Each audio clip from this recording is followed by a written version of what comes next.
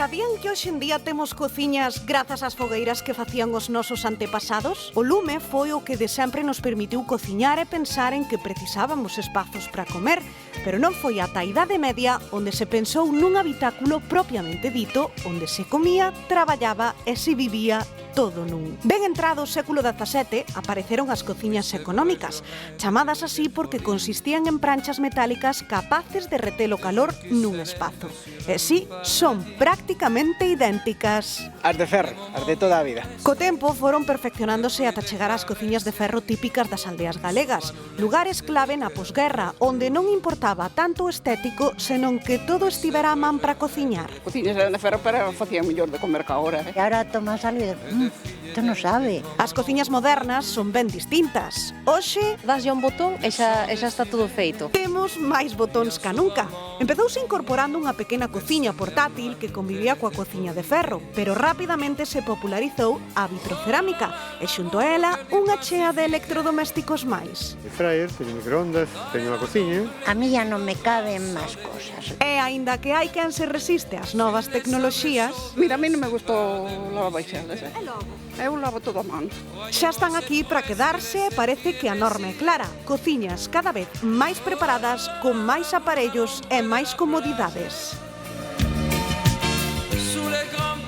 Claro, pero como son as cociñas de 2026 con respecto, Óscar, ás que todos temos na cabeza, as cociñas de toda a vida, as que tiñen as nosas avoas? Que cambios hai?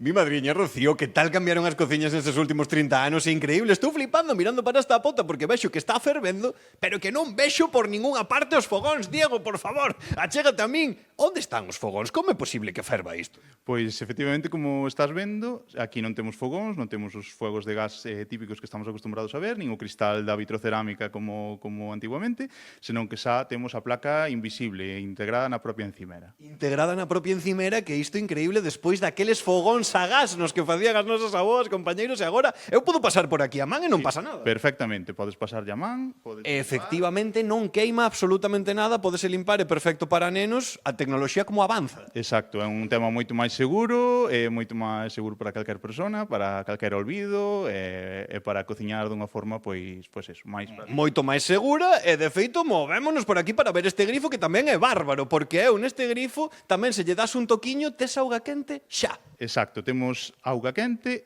temos auga con gas, como vimos antes, e tamén temos auga fervendo directamente.